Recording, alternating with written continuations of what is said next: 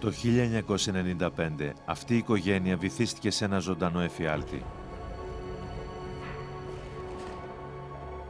Ο νεότερος γιος τους είχε καταρρεύσει από μια άγνωστη ασθένεια.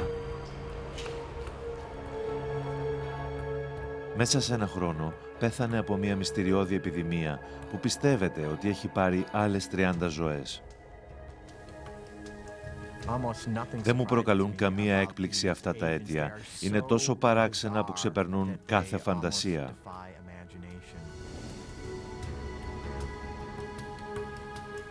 Δεν ξέρουμε σε πόσους έχει μεταδοθεί η ασθένεια, αλλά είναι πιθανό στα επόμενα 50 χρόνια εκατομμύρια άνθρωποι να έχουν υποκύψει. Ο τρόμος αυτής της καταστροφικής επιδημίας έχει προέλθει από την ανακάλυψη μιας νέας θανατηφόρας μορφής μόλυνσης. Μιας μόλυνσης που είναι τόσο μυστήρια που ξέφυγε από τους επιστήμονες για παραπάνω από 40 χρόνια. Αλλά τώρα τελικά αποκαλύπτεται με την καταστροφή του εγκεφάλου όποιου πλάσματος κι αν χτυπήσει.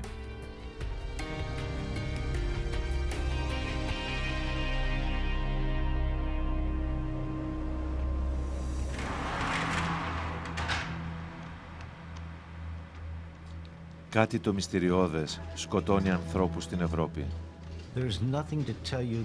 Καταλαβαίνεις ότι έχεις προσβληθεί μόνο όταν αρρωστήσεις και τότε είναι πάντα θανατηφόρο. Δεν υπάρχει θεραπεία γι' αυτό. 35 έχουν πεθάνει, πολλοί άλλοι έχουν αρρωστήσει. Κάποιοι επιστήμονες πιστεύουν ότι αυτές είναι οι πρώτες απώλειες μιας νέας και θανατηφόρας επιδημίας.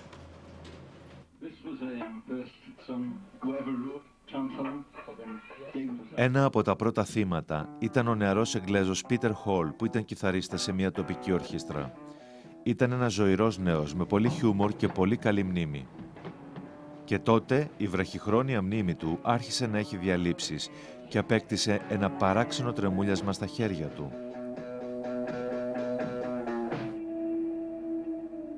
Σε λίγους μήνες μπήκε στο νοσοκομείο.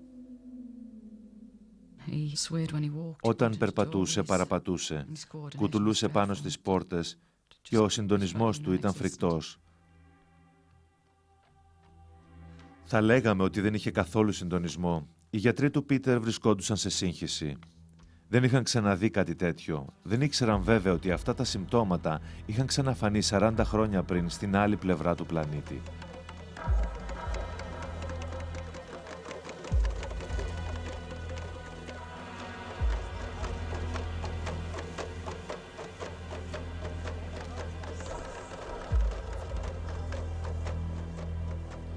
Οι ορεινές περιοχές των Παπούα στη Νέα Γουινέα, λίγο βόρεια της Αυστραλίας, ήταν για αιώνες άδυτα εξωτικών παραδόσεων, μύθων και μαγείας. Στη δεκαετία του 1950, μια ορεινή φυλή, οι Φόρε, πίστευαν ότι η πανίσχυρη μαγεία σκότωνε εκατοντάδες γυναίκες και παιδιά κάθε χρόνο.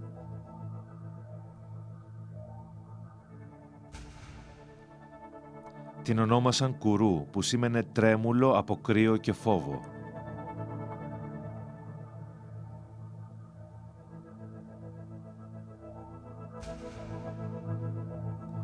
Το 1957, οι Φόρε δέχτηκαν ένα σπάνιο επισκέπτη, τον Αμερικανό βιολόγο Κάρλτον Γκάτσουζεκ. Ο Γκάτσουζεκ, που ήταν από τους λίγους γιατρούς που τόλμησαν να περιπλανηθούν στα ορεινά, ξεκίνησε να βρει απαντήσεις για την Κουρού. Τι δημιουργούσε στα θύματα αυτή την απώλεια συντονισμού, την κατάρρευση και το θάνατο?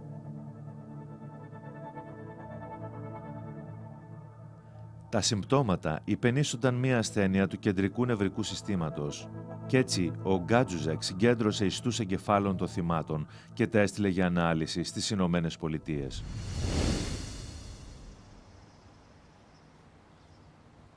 Στο Εθνικό Ινστιτούτο Υγείας στην Μπεθέσδα στο Μέριλαντ, οι μικροβιολογικές εξετάσεις των ιστών εγκεφάλου με Κουρού αποκάλυψαν ένα εκπληκτικό θέαμα.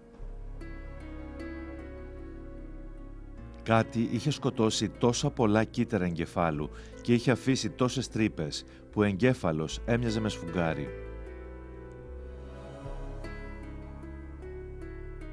Υπήρχαν επίσης μικροσκοπικά εξογκώματα πρωτεΐνης.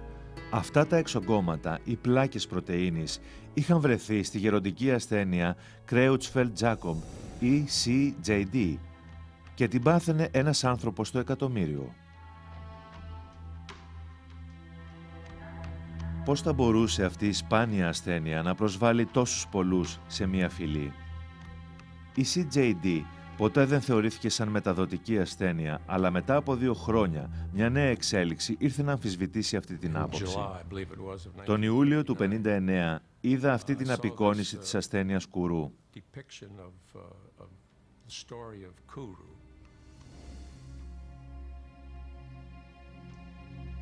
Ο Bill Handlow, που είναι παθολόγος κτηνίατρος και εργάζεται στο Λονδίνο, μελετούσε την ασθένεια κουρού όταν παρατήρησε κάτι πολύ οικείο. Αυτό που τράβηξε αμέσως την προσοχή μου ήταν η απεικόνιση των μικροσκοπικών αλλαγών στον εγκέφαλο των θυμάτων. Αυτό με οδήγησε να παρατηρήσω κάποιες ομοιότητες με την ασθένεια Scrapie. Η Scrapie είναι μια ασθένεια του εγκεφάλου των προβάτων, που είναι γνωστή στην Ευρώπη εδώ και 250 χρόνια. Παίρνει το όνομά της από τον τρόπο που τα πρόβατα που έχουν προσβληθεί ξύνονται πάνω στα αντικείμενα. Τότε κανείς δεν ήξερε τι προκαλεί τη Scrapie και φυσικά δεν υπήρχε θεραπεία.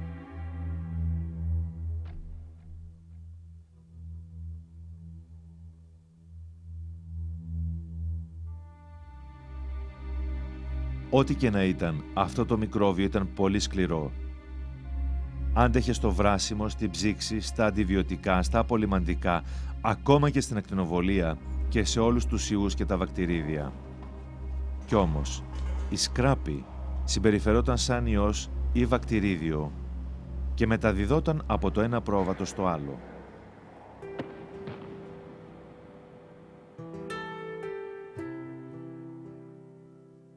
Ο Bill Handlow προσπαθούσε να λύσει το μυστήριο όταν η ασθένεια κουρού τράβηξε την προσοχή του. Είχε μείνει κατάπληκτος από τον τρόπο που και οι 2 ασθένειες μετέτρεπαν τον εγκέφαλο σε σπόγκο και σκέφτηκε ότι μπορεί να είχαν κάποια σχέση μεταξύ τους. Κατέληξα ότι ήταν μια παράξενη ομοιότητα που θα έπρεπε να τη γνωστοποιήσω.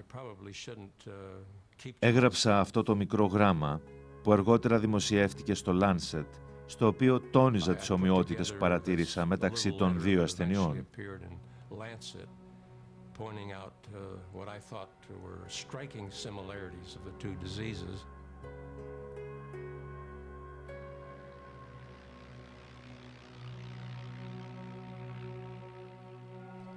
Με αυτό το νέο στοιχείο, ο Κάρλτον, που ακόμα δούλευε στις ορεινές περιοχές των Παπούα στη Νέα Γουινέα, μάζεψε μια ομάδα για να κάνει ένα πείραμα.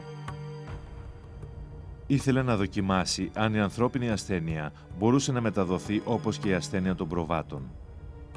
Αν αυτό αποδεικνυόταν αληθές, θα τους βοηθούσε να προσδιορίσουν τη μυστηριώδη ασθένεια. Ένα μέλος της ομάδας, ο Mike Alpers, θυμάται την πρώτη φάση. Θέλαμε να κάνουμε πολλές ερωτήσεις. Θέλαμε να εξετάσουμε τους ανθρώπους. Θέλαμε να πάρουμε αίμα και άλλους ιστούς και τελικά θέλαμε να κάνουμε και νεκροψίες.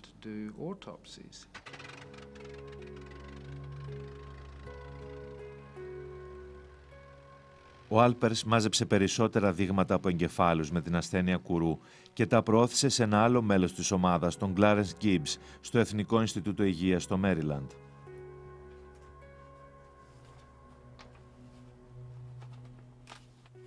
Ο Gibbs θα έκανε το κρίσιμο τεστ μετάδοσης της ασθένειας, χρησιμοποιώντας χιμπατζίδες στη θέση των ανθρώπων.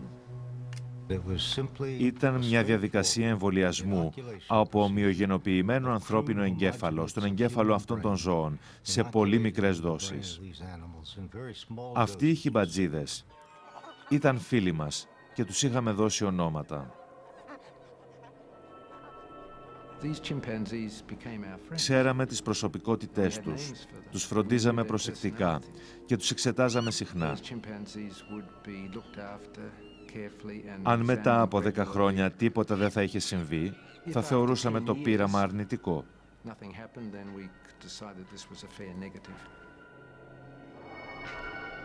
Αλλά δεν θα χρειαζόταν να περιμένουν 10 χρόνια. Μετά από 2 χρόνια άρχισαν να δείχνουν κλινικά συμπτώματα νευρολογικής ασθένειας.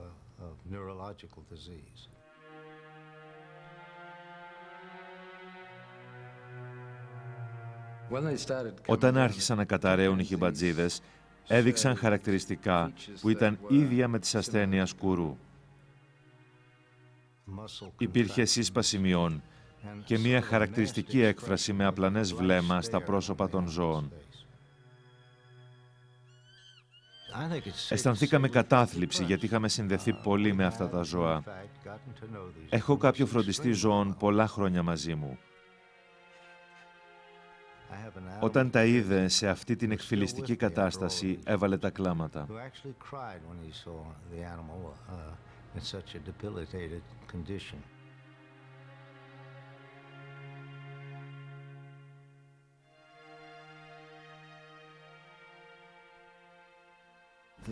Εκείνο που επικρατούσε εκείνη τη στιγμή ήταν σκεπτικισμός.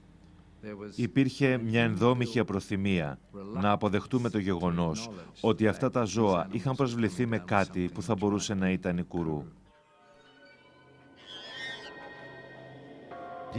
Πραγματικά είχαμε μεταδώσει την κουρού? Πώς θα το αποδεικνύαμε αυτό? Κλινικά έτσι έδειχνε, αλλά η μόνη απόδειξη θα βρισκόταν στην παθολογική εξέταση. Όταν εξετάσαμε κάτω από το μικροσκόπιο μέρη του εγκεφάλου του χιμπατζή, φάνηκαν οι ατράνταχτες αποδείξεις.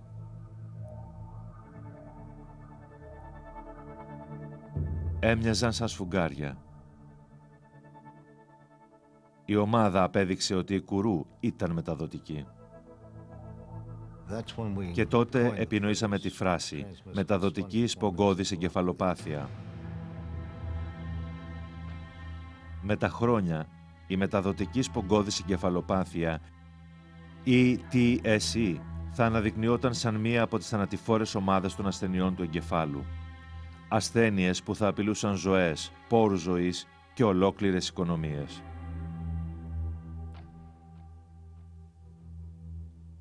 Η εμπειρία από την κουρού θα έκρουε κι άλλο σήμα κινδύνου. Η ασθένεια μεταδιδόταν στους ηθαγενείς φόρε μέσω του κανιβαλισμού. Έτρωγαν τους νεκρούς συγγενείς τους για να τους τιμήσουν. Ακολουθούσαν και σχετική τελετουργία. Ορισμένα μέρη του σώματος τα έπαιρναν συγκεκριμένα μέλη της οικογένειας. Έκοβαν το σώμα και το έτρωγαν σε μια πανηγυρική νεκρόσιμη γιορτή και φυσικά το πιο μεταδοτικό όργανο της ασθένειας ήταν ο εγκέφαλος και αυτόν τον έτρωγαν οι γυναίκες και τα παιδιά.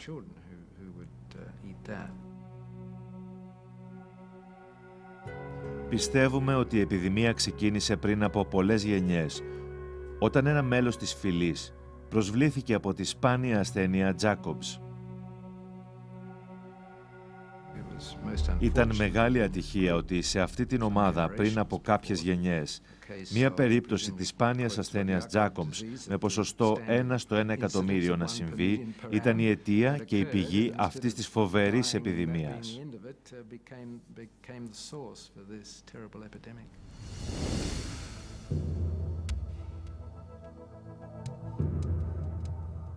Αν και αυτή η επαναστατική εργασία απέδειξε ότι η ασθένεια μεταδιδόταν με τον κανιβαλισμό, η ομάδα δεν μπορούσε να προσδιορίσει τον παράγοντα που προκαλούσε τη μόλυνση.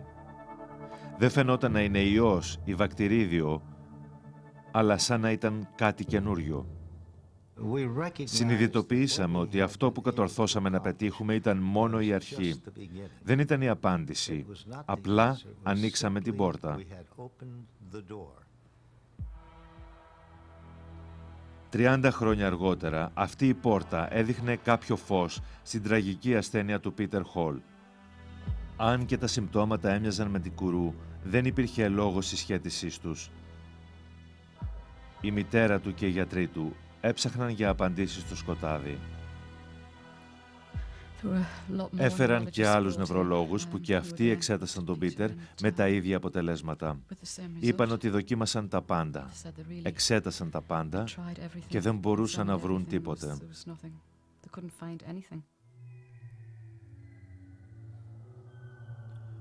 2 δεκαετίες μετά τα πειράματα για την ασθένεια κουρού, οι επιστήμονες δεν μπόρεσαν να εντοπίσουν το μυστηριώδη παράγοντα που προκαλούσε τη μόλυνση. Το μόνο που ήξεραν ήταν ότι το μικρόβιο ήταν πιο ανθεκτικό από όλους τους ιούς και τα βακτηρίδια που είχαν αντιμετωπίσει ως τότε. Τότε, το 1982, 13 χρόνια πριν προσβληθεί ο Πίτερ, προτάθηκε μία επίμαχη θεωρία για τη μόλυνση. Ο Αμερικανός νευρολόγος Stanley Prusiner υποστήριξε ότι τα εξογκώματα στους εγκεφάλους περιείχαν μία πρωτεΐνη που ονόμασε PRP και ότι αυτή η πρωτεΐνη ήταν ο δολοφόνος. Οι πρωτεΐνες είναι πολυσύνθετα μόρια που είναι απαραίτητα για τη ζωή. Έχουν πολλές μορφές και τρέφουν όλους τους ζωντανούς ιστούς. Αλλά ο Προύζινερ πίστευε ότι οι πρωτεΐνες PRP είχαν ξεφύγει από το φυσικό του σχήμα. Είχαν διαστρεβλωθεί περίεργα και όλες με τον ίδιο τρόπο. Πρότεινε ότι αυτή η αλλαγή μεταδιδόταν με ηλεκτρομαγνητικά κύματα όταν μία μολυσμένη πρωτεΐνη άγγιζε μία υγιή. Αυτό μπορούσε να προκαλέσει μία αλυσιδωτή αντίδραση, καθώς εκατομμύρια πρωτεΐνες διαστρεβλώνονταν και μεταμορφώνονταν στα εξογκώματα που σκότωναν τους υγιείς ιστούς και δημιουργούσαν σπογκώδεις τρύπες. Και επειδή το ανοσοποιητικό σύστημα δεν θεωρεί τις δικές μας πρωτεΐνες σαν βλαβερές, η ασθένεια προχωράει ανεξέλεγκτα.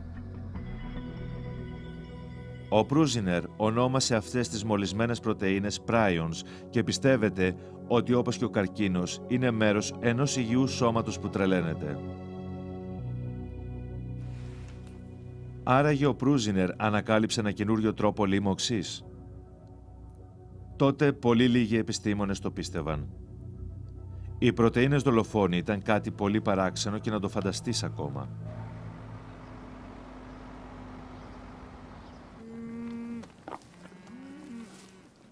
Αλλά ενώ υπήρχε διχογνωμία για αυτή τη νέα θεωρία, κάτι παράξενο συνέβαινε στα αγγλικά γαλακτοκομικά αγροκτήματα. Οι αγελάδες τρελαίνονταν. Στην αρχή νομίζαμε ότι είχαν κίστες στην οθήκη και μετά όγκους στον εγκέφαλο που συμβάδιζαν με τη διάγνωση. Μετά μία σειρά άλλων ασθενειών όπως ανεμία και έλλειψη μαγνησίου έκαναν τα ζώα να παραπατούν. Αρκετές δηλητηριάσεις που προκαλούσαν αυτά τα συμπτώματα. Σκεφτήκαμε ακόμα και τη λύσα, αν και δεν είχε συμβεί ποτέ σε αυτή τη χώρα. Καταλήξαμε σε ένα κατάλογο 17 ασθενειών. Και η τελευταία στον κατάλογο ήταν ένα σύνδρομο που έμοιαζε με το σκράπι των προβάτων. Οι μικροβιολογικές αναλύσεις των εγκεφάλων των αγελάδων που είχαν προσβληθεί έκαναν τον Γκόλιν να θεωρήσει σαν πρώτο ύποπτο την τελευταία ασθένεια στη λίστα. Οι εγκέφαλοι ήταν σπογκώδεις και γεμάτοι από εξογκώματα από πρωτεΐνες, όπως τα σκράπι. Είχε μεταδοθεί το μικρόβιο του σκράπι στις αγελάδες? Κανείς δεν ήταν σίγουρος. Οι ερευνητές έδωσαν τον τίτλο της νέας ασθένειας «Αγελαδινή σπογκώδης εγκεφαλοπάθεια» EBSE. Αλλά σε μερικά χρόνια, όταν η ασθένεια προσέβαλε χιλιάδες βρετανικά αγελάδια, έγινε περισσότερο γνωστή σαν η νόσος των τρελών αγελάδων. Όταν είδα αυτή την πρώτη περίπτωση το 1985, αν κάποιος μου έλεγε ότι σε 13 χρόνια θα υπήρχαν 172.000 παρόμοιες, θα έλεγα ότι είχε τρελαθεί.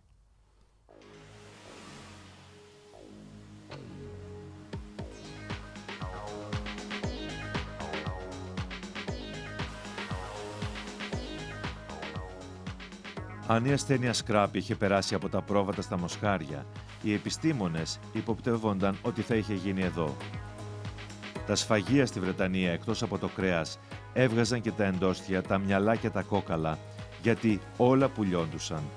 Πουλούσαν το 40% από το κουφάρι που κάποτε πετούσαν σε μονάδες επεξεργασίας. Οι μονάδες αυτές επεξεργάζονταν αναμειγμένους ιστούς από πολλά ζώα, τους σύνθλιβαν και τους έψιναν και τους αποξήραναν και έτσι δημιουργούσαν τροφή πλούσια σε πρωτεΐνη για τα ζώα. Με τον καιρό αυτό το συμπλήρωμα τροφής το έτρωγαν πολλά ζωντανά στην Αγγλία, ακόμα και οι αγελάδες του γαλακτοκομείου. Όμως τώρα το σύστημα είχε εμπλακεί στην εισαγωγή και μετάδοση μιας νόσου σαν τη σκράπη, που ήταν ανθεκτική ακόμα και στη διαδικασία ψησίματος. Στην ουσία έτρεφαν ένα είδος με τροφή που προερχόταν από το ίδιο είδος. Και αν μια αγελάδα είχε προσβληθεί και από αυτήν έφαγαν πολλές άλλες αγελάδες, θα μπορούσε αυτή η αγελάδα μόνο να μεταδώσει την ασθένεια σε άλλες 200. Ήταν ένας ανατριχιαστικός αντίλαλος από την πρακτική του κανιβαλισμού των Φόρες στη Νέα Γουινέα, όπου μια σπάνια ασθένεια μεταδόθηκε σε χιλιάδες. Η Βρετανική κυβέρνηση, για να σταματήσει την περαιτέρω μετάδοση της νόσου, επέβαλε να σκοτωθούν όλα τα ζώα που προσευλήθησαν, δηλαδή 100.000.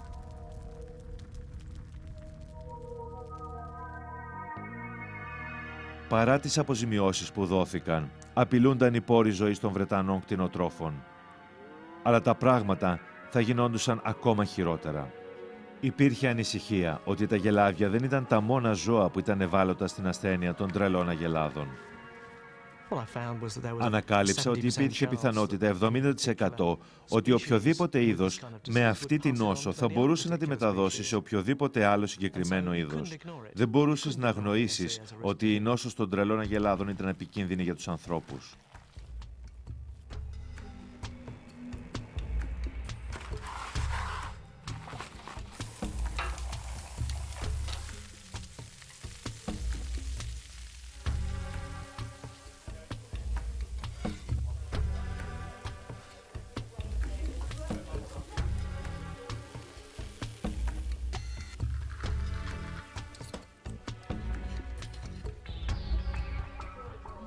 Οι Βρετανοί εξέθεταν σε κίνδυνο τον εαυτό τους στην νόσο των τρελών αγελάδων όταν έτρωγαν μοσχάρι. Η κυβέρνηση είπε όχι. Επέμεναν ότι η αιτία ήταν το σκράπι, μια νόσος που δεν προσέβαλε ποτέ τους ανθρώπους σε όλη την ιστορία της Βρετανίας.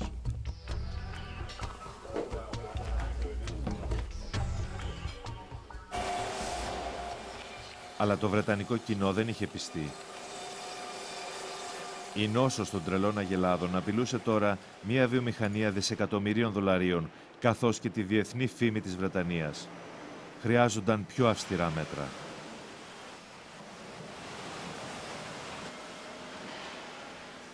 Το 1989 η Βρετανική κυβέρνηση απαγόρεψε τη βρώση από τους ανθρώπους, μυαλά από μοσχάρι, νοτιαίο μυελό, σπλήνες, εντόστια και λαιμό. Οι εξετάσεις έδειχναν ότι αυτά τα μέρη μολύνονταν κυρίως. Αυτή η απαγόρευση υποτίθεται ότι θα ανακούφισε κάπως στην Αγγλία. Αλλά στις αρχές του 1990 εμφανίστηκαν ανησυχητικά νέα.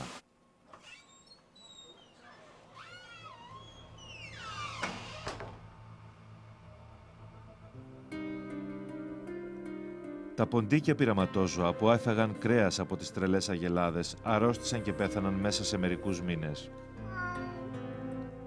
Το επόμενο θύμα ήταν μια σιαμαία γάτα που έφαγε μοσχάρι και πέθανε. Η νεκροψία αποκάλυψε σπογκώδεις τρύπες στον εγκέφαλο που δεν είχε ξανασυναντηθεί σε ελουροειδή. Αργότερα, οι ζωολογικοί κήποι στη Βρετανία ανήγγυλαν ανεξήγητους θανάτους μεταξύ των ζώων τους που τρέφονταν με συμπληρώματα πλούσια σε πρωτεΐνη. Ήταν φανερό πλέον ότι η νόσος των τρελών αγελάδων μεταδιδόταν σε πολλά είδη. Όταν δόθηκαν μολυσματικές τροφές στα πρόβατα, το 1/4 από αυτά πέθανε. Όταν δόθηκαν σε βυζόν, όπως και στα ποντίκια, πέθανε το 100%. Μιλάμε για μεγάλα ποσοστά θνησιμότητας που συνοδεύουν αυτή την ασθένεια. Είναι ένα περίεργο είδος ασθένειας. Small percentages going down with disease. This is an amazing type of illness. Αν και αυτά τα καταπληκτικά γεγονότα προηγήθηκαν της ασθένειας του Πίτερ Χολ, κανείς δεν ήθελε να πιστέψει ότι είχαν κάποια σχέση μεταξύ τους. Κανείς δεν ήθελε να πιστέψει ότι η μυστηριώδης λίμωξη είχε μεταδοθεί στους ανθρώπους. Οι εξετάσεις του εγκεφάλου έδειξαν ότι οι διαδικασίες του εγκεφάλου ήταν φυσιολογικές. Και όλες οι αιματολογικές εξετάσεις ήταν φυσιολογικές. Η βραχυχρόνια μνήμη του Πίτερ είχε πια ατροφήσει τελείως. Δεν μπορούσε να βρει από το δωμάτιο του νοσοκομείου που ήταν η τουαλέτα, που απήχε μερικά μέτρα και ήταν ακριβώς μπροστά του. Ξεχνούσε σε λίγα λεπτά. Η οικογένεια Χολ δεν ήταν η μόνη που υπέφερε. 320 χιλιόμετρα από το Ρέντιτς, στην Αγγλία, η Μαρί Λόρενς παρατήρησε κάποιες αλλαγές στον εδώ και 12 χρόνια σύντροφο της ζωής της, τον Μάικ Κλίφορντ. Σχεδόν ξεχνούσε ποια ήμουν.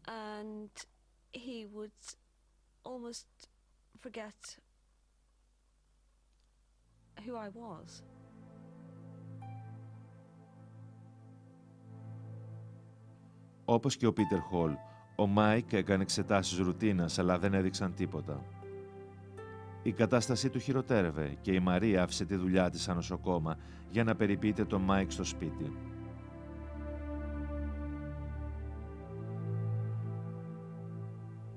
Λίγες μέρες πριν παντρευτούμε, παρατήρησα κάποιες ευνίδιες αλλαγές στον Μάικ. Η συμπεριφορά του άλλαζε και γινόταν βίαιος, κάτι που δεν συνήθιζε. Ήταν ένας πολύ ήσυχος, ήρεμος, καλόκαρδος και γενναιόδωρος άνθρωπος και δεν ήταν καθόλου βίαιος. Δεν είχε καθόλου επιθετικότητα.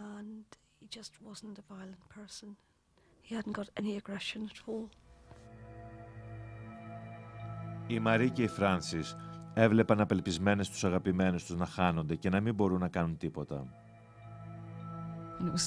Ήταν σαν να έβλεπες την ανάπτυξη ενός παιδιού, αλλά αντίστροφα. Τα πάντα χάνονταν ένα-ένα με τη σειρά. Η ομιλία, το περπάτημα, τα πάντα, μέχρι το μόνο που έμεινε ήταν ένα χαμόγελο. Δεν σταμάτησε ποτέ να χαμογελάει. Ο Πίτερ Χολ πέθανε το Φεβρουάριο του 1996. Θαύτηκε την παραμονή των 21ων γενεθλίων του.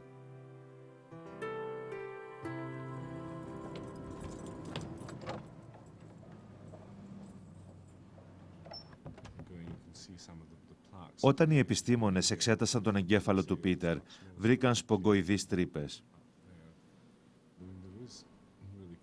Αν και ήταν όμοια με την νόσο των τρελών αγελάδων, η ανθρώπινη νόσος πήρε διαφορετικό όνομα. Ονομάστηκε νέα παραλλαγή του CJD. Η νέα παραλλαγή CJD αναφερόταν σαν η ανθρώπινη αγελαδινή σπογγώδης εγκεφαλοπάθεια, επειδή έμοιαζαν τόσο πολλοί οι παράγοντες που δημιουργούσαν τη ζημιά στον εγκέφαλο.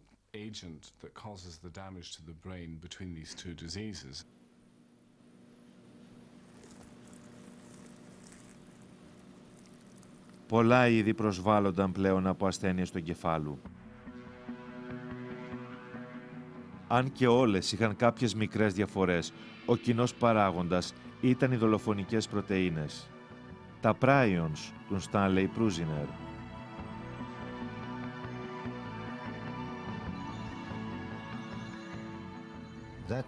Είχαμε εκπλαγεί από το γεγονός ότι οι κανονικές πρωτεΐνες που παράγει ο οργανισμός μας από τον καιρό της γέννησής μας ξαφνικά διαστρεβλώνονται και γίνονται επιβλαβείς. Συσσωρεύονται στους νευρώνες μου και κάνοντάς το αυτό με κάνουν να χάνω ό,τι πολυτιμότερο έχω και αυτό είναι η ικανότητά μου να σκέφτομαι. Καταστρέφουν τον εγκέφαλό μου.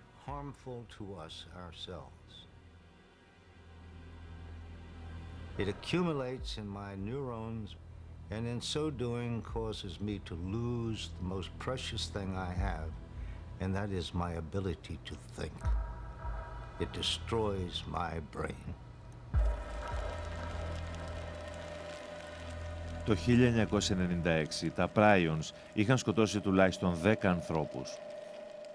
Κάποιοι επιστήμονες φοβόντουσαν ότι αυτή ήταν μόνο η αρχή μιας τρομακτικής επιδημικής απειλής για όποιον είχε φάει μοσχαρίσιο κρέας.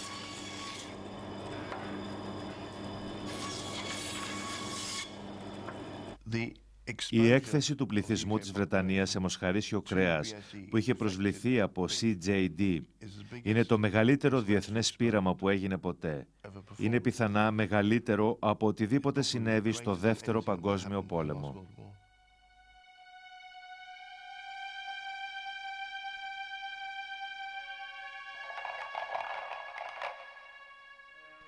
Η νόσος CJD είχε χτυπήσει πάνω από 180.000 ζωντανά.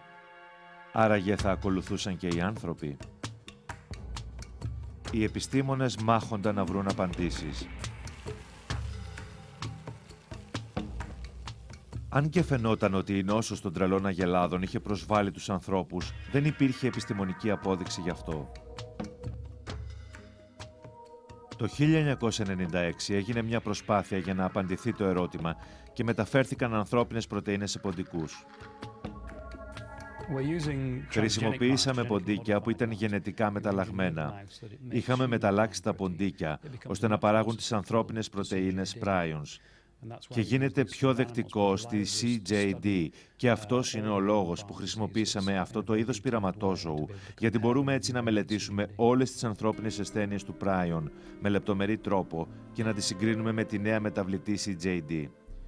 Μέσα από τη γενετική παραποίηση, ο εγκέφαλος του ποντικού περιέχει την ανθρώπινη πρωτεΐνη που είναι δεκτική στη νέα παραλλαγμένη CJD. Τάισαν τα ποντίκια με μολυσμένη τροφή. Και όταν αργότερα εξετάστηκαν οι εγκέφαλοι τους, αποκαλύφθηκε ότι είχαν τις θανατηφόρες ανθρώπινες πρωτεΐνες prions.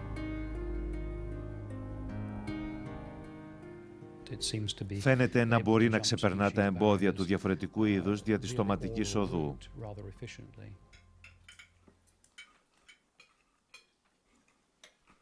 Αν και αυτό έδειχνε ότι η νόσος των αγελάδων μπορούσε να μεταδοθεί στους ανθρώπους, δεν ήταν ξεκάθαρο ποια θα ήταν η θανατηφόρα δόση.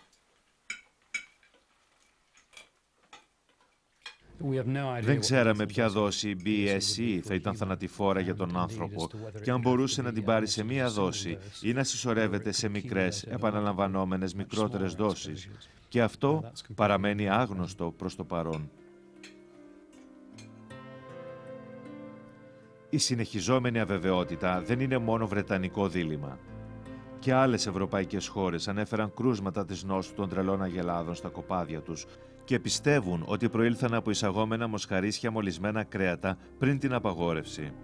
Μέχρι στιγμής, η Βρετανία σήκωσε το μεγάλο φορτίο της επιδημίας των τρελών αγελάδων, αλλά και οι άλλες χώρες δεν πρέπει να νιώθουν ασφαλείς. Η BSE ήταν η μεγαλύτερη και πιο πολυδάπανη καταστροφή που χτύπησε τη Βρετανία μετά τον πόλεμο. Μας τύχησε πάνω από 4 δισεκατομμύρια λίρες. Είναι μια σοβαρή νόσος που δεν πρέπει να αστιεύεσαι μαζί της και να πεις «Αν την πάθω, βλέπουμε τότε». Πρέπει να είσαι σίγουρος ότι τα κοπάδια σου είναι καθαρά από αυτή τη θανατηφόρο νόσο.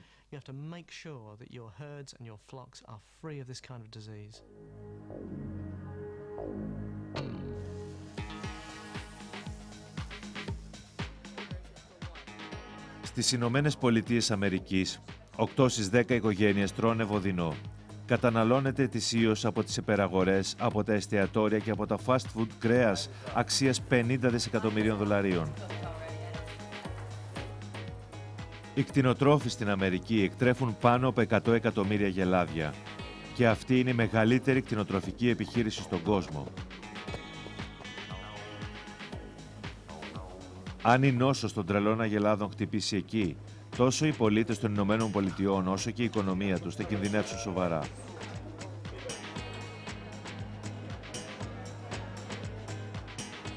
Η πρώτη γραμμή άμυνας ενάντια σε αυτή την τρομακτική επιδημία είναι το Υπουργείο Γεωργίας των Ηνωμένων Πολιτειών. Αρχίσαμε μια έντονη εποπτεία το 1990 και η παρακολούθηση στην ουσία ήταν να επιβλέπουμε τους πληθυσμούς υψηλού κινδύνου. Τα ζωντανά που έδειχναν σημάδια νευρολογικής πάθησης και η ηλικία τους ήταν πάνω από 20 μηνών.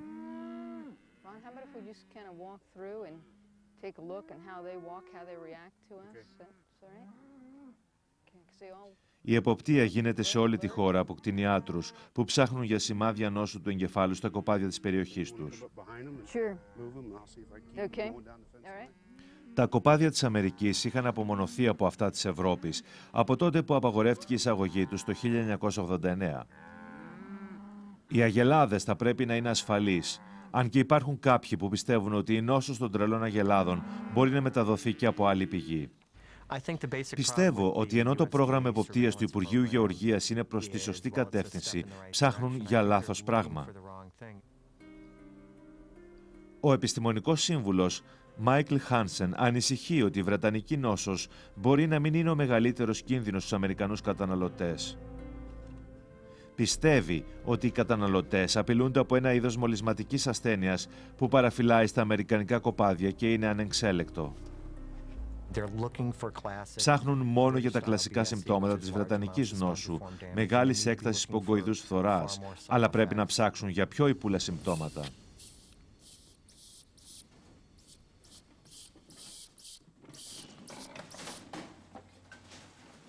Οι ανησυχίες του Χάνσεν ξεκίνησαν μετά τις αναφορές για μια ασθένεια που μοιάζει με το σκράπι και χτύπησε τα αγροκτήματα που εκτρέφουν βυζών 4 φορές τα τελευταία 50 χρόνια. Μια έξαρση το 1963 μελετήθηκε από τον Bill Handlow, που ήταν ο πρώτος που συσχέτισε την σκράπι και την κουρού. Τα βυζόν που είχαν προσβληθεί είχαν άμεσες αλλαγές στη συμπεριφορά τους και είχαν γίνει πολύ ευερέθιστα και πολύ επιθετικά. Είχαν ασταθεί βηματισμό και τρίκλιζαν και καθώς προχωρούσε η ασθένεια είχαν συνεχή πνηλία. Τα κλινικά συμπτώματα όλο και χειροτέρευαν, έως ότου μέσα σε 4 με 7 εβδομάδες πέθαιναν.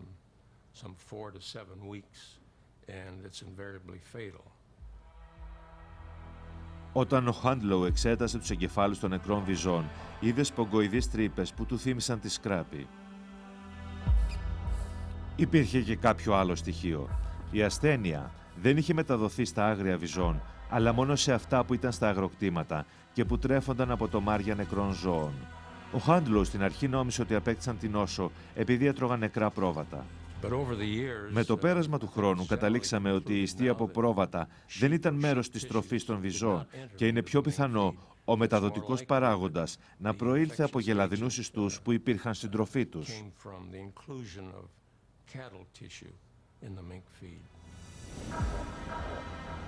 Άραγε υπήρχε η νόσος των τρελών αγελάδων στα γελάδια των Ηνωμένων Πολιτειών της Αμερικής. Αυτό το σήμα κινδύνου το εξέπεμπε ο ερευνητής κτηνίατρος Ρίτσαρντ Μάρς μέχρι που πέθανε το 1990.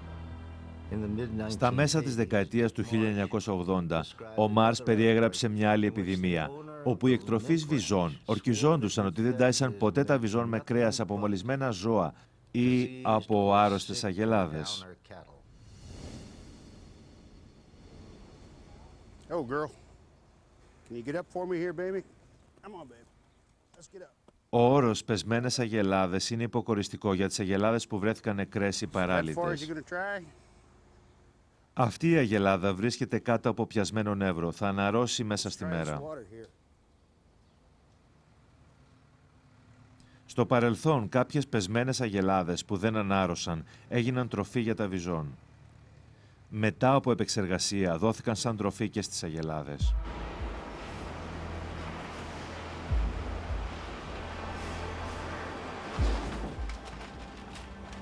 Η βιομηχανία επεξεργασίας κρεάτων στην Αμερική είναι από τις πιο μεγάλες και επικερδείς στον κόσμο. Είναι μια επιχείρηση πολλών δισεκατομμυρίων. Οι αξιωματούχοι των Ηνωμένων Πολιτειών είναι απόλυτα ήσυχοι ότι αυτή η βιομηχανία δεν κινδυνεύει από τη Βρετανική νόσο. Μήπως όμως κινδυνεύει από μια μορφή νόσου που αναπτύσσεται εγχώρια? Κάποιοι επιστήμονες υποστηρίζουν ότι η νόσος μπορεί να ξεκινήσει σε όλες τις χώρες. Πιστεύω ότι η νόσος των αγελάδων στην Βρετανία δεν προήλθε από τη σκράπη των προβάτων, αλλά μάλλον από την αυτενεργό ύπαρξη της σπογγοειδούς εγκεφαλοπάθειας σε μια αγελάδα που μπήκε στη διαδικασία επεξεργασίας και μετά, όπως και η κουρού, σε μορφή τροφής από αγελάδα σε αγελάδα, δημιούργησε μεγάλες επιδημίες.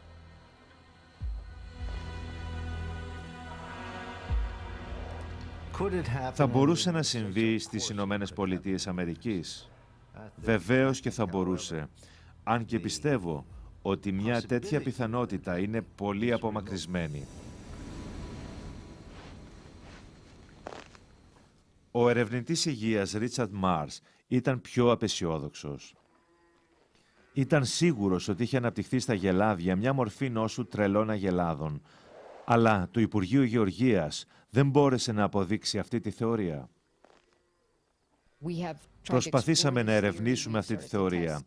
Αρχίσαμε να εξετάζουμε πεσμένες αγελάδες το 1993 και από τότε έχουμε ελέγξει πάνω από 1.200 και δεν βρήκαμε αποδείξεις για BSE σε αυτές.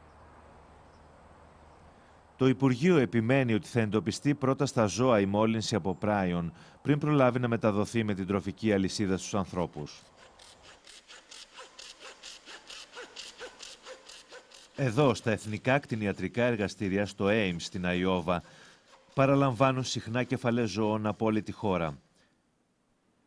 Αυτές οι κεφαλές αποστέλλονται από κτηνιάτρους που έχουν εντοπίσει ύποπτα γελάδια. Όποια ζώα δείξουν εξωτερικά σημεία εγκεφαλικής πάθησης, στέλνονται εδώ για λεπτομερή εξέταση.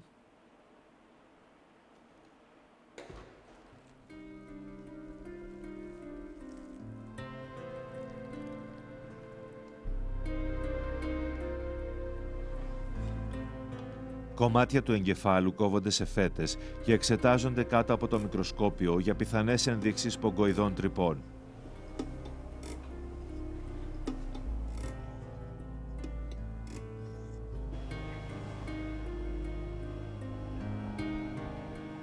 Οι ιστοί εξετάζονται με ευαίσθητες χημικές εξετάσεις που είναι ειδικές στην εντόπιση πρωτεϊνών πράιων. Έχουμε έντονη και συνεχή εποπτεία για πάνω από 8 χρόνια. Έχουμε εξετάσει πάνω από 7.000 εγκεφάλους από πληθυσμούς υψηλού ρίσκου. Έχουμε ξεπεράσει τα διεθνή πρότυπα τουλάχιστον κατά 200% και δεν βρήκαμε καμία ένδειξη BSE ή άλλη μορφής πογκοειδούς εγκεφαλοπάθειας. Όσο επιτυχής και να φαίνεται μια εξέταση νεκροψίας, θα πρέπει να αναπτυχθούν οι εξετάσεις σε ζωντανά ζώα για να μπορούν οι ερευνητές να εξετάσουν περισσότερες περιπτώσεις και να εντοπίζουν την νόσο πριν εμφανιστούν τα συμπτώματα. Οι πρόσφατες ανακαλύψεις δείχνουν ότι οι αμυγδαλές, η σκολικοειδίτιδα και το αίμα ακόμα των μολυσμένων ζώων έχουν μικρές ποσότητες πρωτεϊνών πράιων. Μια νέα εξέταση αίματος πραγματοποιείται στο Εθνικό Κέντρο Ασθενειών Ζώων στην Αϊόβα. Οι εξετάσεις αυτές εγγυώνται τον εντοπισμό ακόμα και των πιο μικρών ποσοτήτων πρωτεϊνών πράιων σε μια κλίμακα 1/3000 του γραμμαρίου.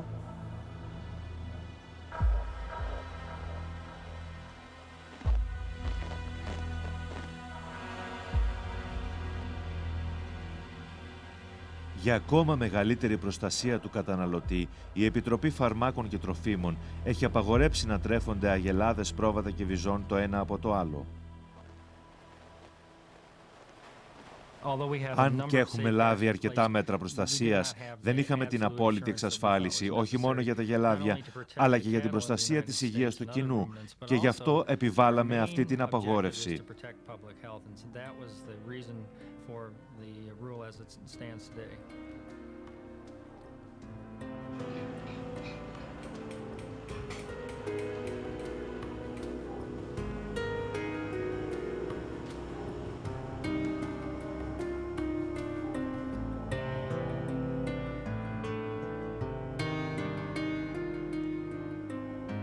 Η εμπιστοσύνη του καταναλωτή και η σταθερότητα της αγροτικής οικονομίας της Αμερικής εξαρτάται από την αυστηρή εφαρμογή της απαγόρευσης, της επεξεργασίας και των εξονυχιστικών εξετάσεων.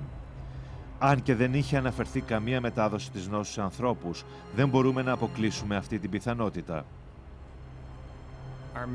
Ο κύριος στόχος μας είναι να προστατέψουμε το κοινό, σε περίπτωση που θεωρηθεί ότι η νόσος BSE είναι ο νέος παράγοντας της νόσου Creutzfeldt-Jakob στους ανθρώπους.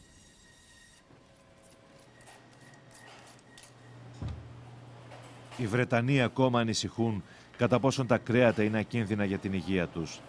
Αν και τα κρέατα της Βρετανίας βαθμία ανακτούν τη φήμη τους και έχουν ληφθεί νέα μέτρα προφύλαξης, η πιθανότητα ότι η νόσος των τρελών αγελάδων δημιουργεί τη CJD σε ανθρώπους δεν μπορεί να αποκλειστεί. Ανησυχεί όλους όσους έχουν φάει βοδινό κρέας από τη Βρετανία τα τελευταία 20 χρόνια. Δεν υπάρχει εξέταση που να αποφαίνεται ποιο κρέας είναι ασφαλές και ποιο όχι. Είναι απλά μια εικασία. Αν υπάρχει αίμα και νεύρα στα λεμφαγεία, που σχεδόν όλα τα γελάδια το έχουν, τότε θα υπάρχει μόλυνση.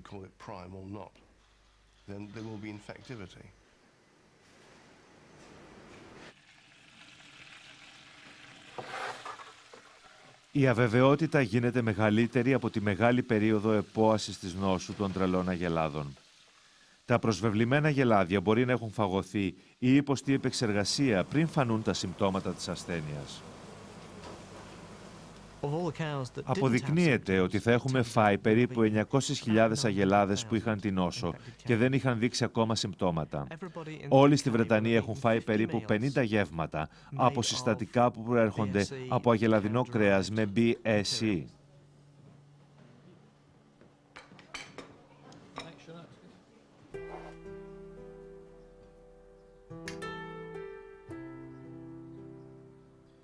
Η Μαρή Λόρενς δεν τρώει πια βοδινό κρέας, αλλά ήταν το αγαπημένο γεύμα του συντρόφου της, Μάικ Κλίφορντ.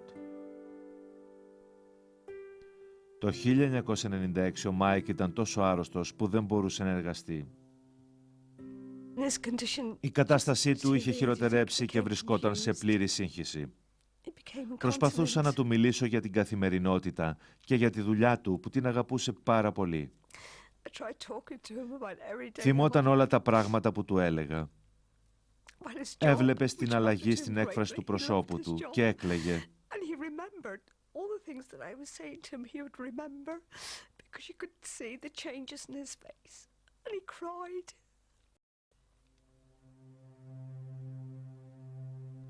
Ο Μάικ και η Μαρή ήταν έτοιμοι να παντρευτούν.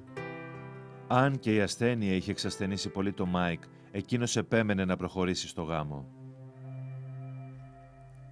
Ντύθηκε και τον κατεβάσαμε και έπρεπε να περάσει 1 ώρα για να φύγουμε, γιατί ήταν πάρα πολύ κουρασμένος.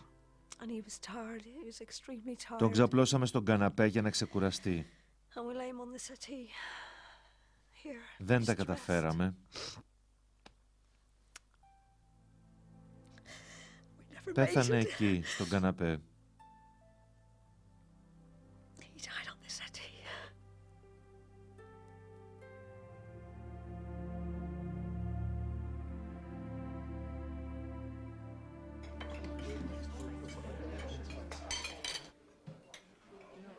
Οι επιστήμονες δεν μπορούν ακόμα να πούν ποια μέρη του κρέατος δεν επηρεάζονται από την νόσο των τρελών αγελάδων.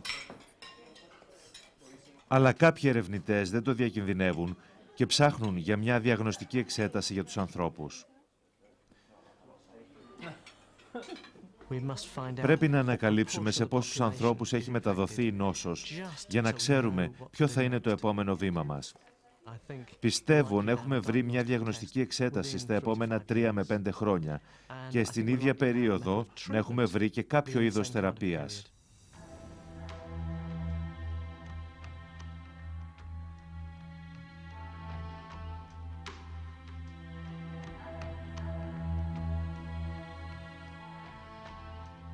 Συνεχίζουμε την έρευνά μας για την κουρού, την πρώτη μας TSC επιδημία. Και υπολογίζουμε ότι η περίοδος επόασης είναι περίπου 30 χρόνια.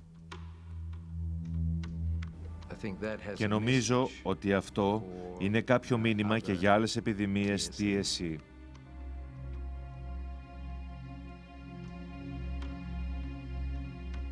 Και από την κουρού παίρνουμε και άλλα προειδοποιητικά μηνύματα.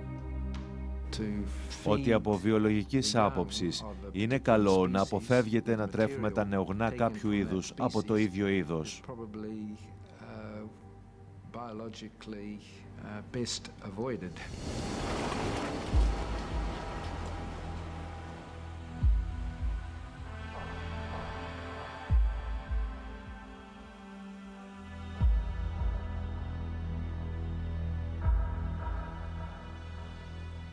Έχουμε να μάθουμε ακόμα πολλά για αυτή τη μυστηριώδη ασθένεια. Αλλά μετά από έρευνα 40 ετών, είναι σχεδόν βέβαιο ότι έχει ανακαλυφθεί ένα νέο είδος μεταδοτικής νόσου που δεν είναι ούτε ιός ούτε βακτηρίδιο. Είναι μια απλή πρωτεΐνη που μεταβάλλεται σε δολοφόνο και ακόμα δεν ξέρουμε το πώς.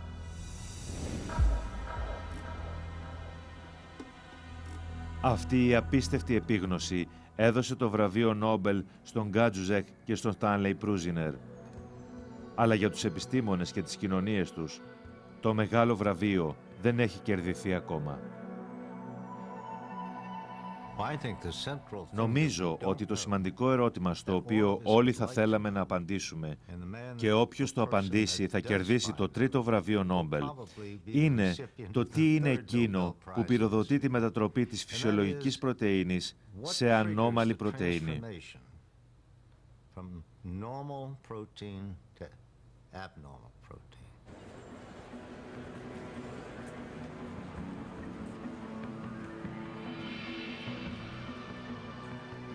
Μέχρι να απαντηθεί αυτό το ερώτημα, στη νέα εποχή του Πράιον θα επικρατεί η σύγχυση και ο τρόμος. Είναι μια ορολογιακή βόμβα. Ποιος ξέρει πόσοι άνθρωποι, χιλιάδες άνθρωποι, νέα παιδιά και έφηβοι θα έχουν πεθάνει από αυτή την νόσο το 2000.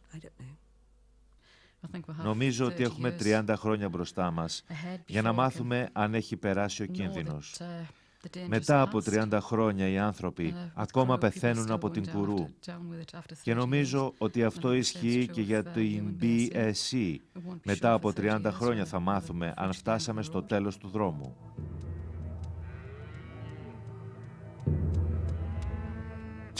Πριν από 10 χρόνια έλεγα ότι τα πάντα μπορούν να συμβούν, από το να πεθάνουν όλοι ή κανείς.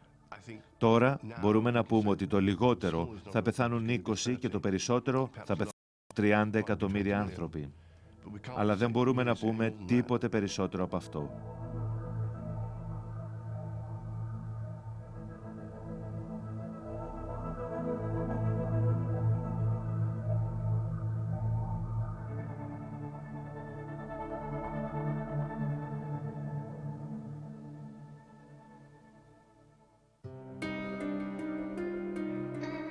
Αφήγηση Αντώνης Πάλης. Μετάφραση Χριστόφορος Καρασάβας. Ηχοληψία Ηρακλής Γιαννακόπουλος. Τεχνική επεξεργασία Στούντιο Τρίτον.